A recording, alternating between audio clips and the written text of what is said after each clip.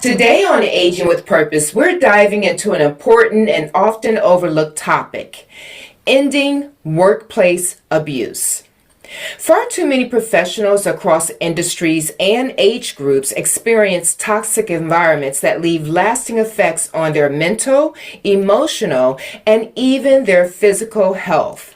Joining me is Precious Jewel, founder of HR Boutique. With over 20 years of HR experience, Precious has held leadership roles in nonprofits and public charter schools, giving her a unique perspective on the challenges of mission-driven organizations. She is also a published author and public speaker, advocating for equity, psychological safety, and the empowerment of women and children. Her work is rooted in trauma-informed, equity-centered approach. And she is leading the charge in the movement to end workplace abuse. Today, Precious will help us better understand the realities of workplace abuse and how we can create safer, healthier environments for all. Precious, thank you so much for joining me today. I'm excited about this topic, but unfortunately, it's something that we have to address, right? Absolutely. Sunita, thank you for having me and the work that you do in the community and raising awareness around different challenges. So thank you. Thank you. So, Precious, when we talk about workplace abuse, what exactly does that mean, and what are some of the common signs that people might overlook? Workplace abuse. So it means that you are being abused at work and you are suffering from maybe depression or feeling not heard, and also gaslighting is the term, if I could use that. So what some of that may look like with gaslighting is where you have an employee who is trying to show their work, share their voice, get their input on matters, and they're kind of just told to go away, that HR will handle it, our management will handle it, but it keeps reoccurring. And then the employee is feeling very disempowered in order to share their experiences. And you may see depression, call outs, mental health days taken from the employee side because they just can't deal with some of the emotions that come behind workplace abuse. Okay. And for many women over 40 who might have spent decades, usually have spent decades in the workplace, what unique challenges do they face when it comes to toxic or abusive workplaces? Women over 40 in the workplace, what experiences do they have? Is that what you're Yeah, asking? I'm guessing if they're over 40, maybe the toxic situations are coming from ageism. How do they deal with it? Yeah, like Is that what you're asking? do you know any examples of situations that are occurring, and what can they do about it if possible? If someone knows that they're being targeted because they're over 40, I think the best way to handle that is to document the situation. Is there a trusted leader in your organization that you can talk to? Maybe it be your higher up, HR, an executive. Is there someone that you trust that you can talk about what's happening? Documentation, communication, and also taking some time to take care of yourself. Self care is important as you face hard and difficult conversations and have that conversation as well. And besides ageism, I think most women who are 40 and over have, they have kids, maybe they have older kids, maybe they're taking care of a parent. I shared with you before, I was taking care of my dad, and early on, he wound up this was when it became the situation where I knew I had to put him in a caregiving, assisted living type environment where he was bleeding on the brain. So I had to fly from here back where he was, back and forth. So naturally, I was taking my vacation time, and I wound up getting harassed, or my job threatened, I guess I should say, by my manager.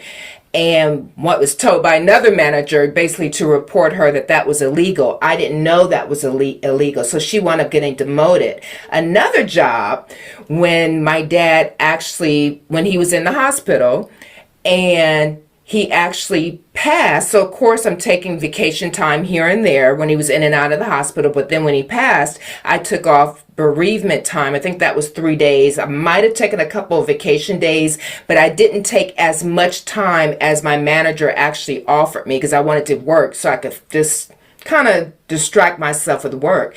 But yet, I basically got reprimanded by my manager because some things weren't being done, which is natural if you're out of the office on vacation. So just with my experiences, I can imagine other people are going through more and don't know what to do. Yeah. First, I want to acknowledge that it's very painful to go through a hard time in life and then have to report to work and not be heard. And so it's my apologies to you having to go through that. What I would say to that is, what does the organization's employee handbook say about harassment? And also, are you looking to make sure you are within the guidelines of the employee handbook?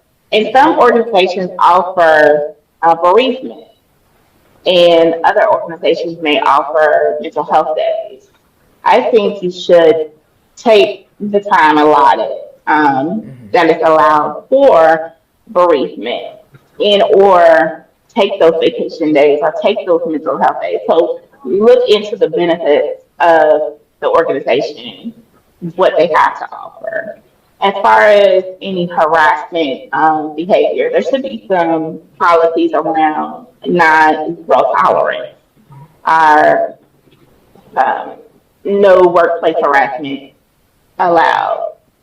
And if a woman over 40 is experiencing that, I think they should really start taking notes and, again, going to those leadership and then having those documentation for themselves, just in case they need to share it with an outside party. So an outside party outside of Legal the company? counsel.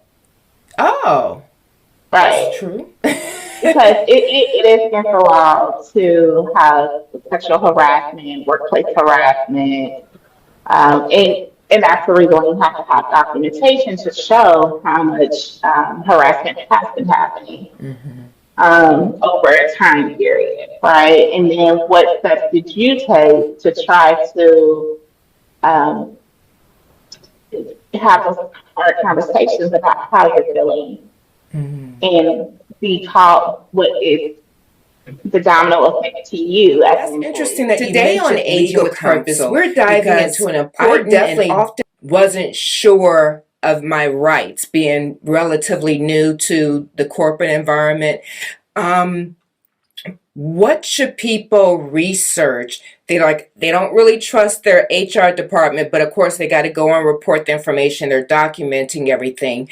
What should people research if they decide they do need to go outside? Who can they talk to? Are there free resources out there? Because of course most of us, our budgets are limited. Yeah, I think you should absolutely do your research around employee rights.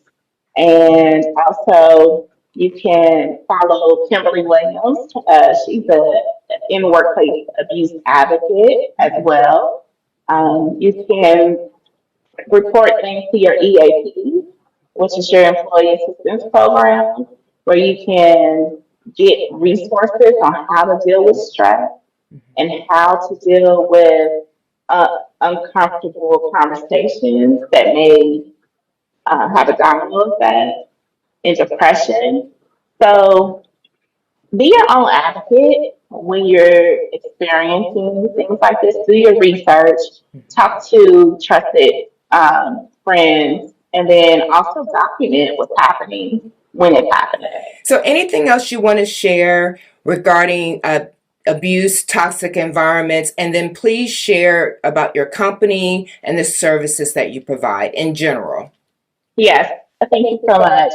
Anything else I want to share would be to advocate for yourself and not let any type of abuse be acceptable because it's unacceptable. And you deserve more than being abused by anyone. So that's not good. So I would say go ahead and document. If you need to reach out to legal attorneys uh, because of the situation, do so. But make sure you have your documentation in place, date, time, who, what, when, where, and why. The actions that you've taken. Also, just be aware of initiatives like in workplace abuse that is giving employees a voice. So it's not tolerated. And so at one point, you have to take a stand and advocate for yourself that this is not okay at the workplace. So that's what I would say. And then HR Boutique is a HR consulting and staffing agency. So I work with both employees and employers. Employees may be looking for a new opportunity. They need a new resume and they need to have a voice that shows their work and their strategy and their glow. I may work with a organization who is looking to enhance their culture and turn around a toxic workplace culture because there has been a number of complaints that the organization may risk their reputation. So I help with leadership training and having these hard, difficult conversations around conflict management. So I work with all of the community and I try to provide resources to help everybody glow, whatever strategy they need to glow. Okay. And if you are looking to connect with me, please connect with me on LinkedIn. I have a new website at hrboutiqueservices.net and open for a conversation. Perfect. And actually, before I let you go, you mentioned the importance of companies having employee handbooks. Yeah. A lot of startups want to bring in interns. They need to hire someone like you to make sure they're doing it legally so that, but 10 years later, 5 years later, that intern doesn't come back and sue. Yes. An employee handbook, if you are an entrepreneur, you need to have your employee handbook before you have interns, right? Because it's a roadmap for you and it's a roadmap for the organization, right? So it's a living document. It needs to be updated at least every 2 years. Oh. And it needs to be updated by a professional that knows the workplace, such as HR boutique. And yeah, you got to have an employee handbook. And it works for all parties. Perfect. Thank you so much, Precious. So, Thank ladies, workplace abuse is not something you have to endure or normalize. Everyone deserves a safe, respectful environment where they can thrive. So, whether you are an employee, a leader, or even retired and supporting others in their journey, your voice matters in reshaping workplace culture. So by recognizing the signs, speaking up, and supporting initiatives like Precious Jewel's work, we can all play a role in creating healthier, more equitable spaces because we gotta work, right? Whether you're working or working for yourself. So if you found this episode helpful, please don't forget to like, subscribe, and share this this with someone who might need to know about this topic. And I'll see you next time.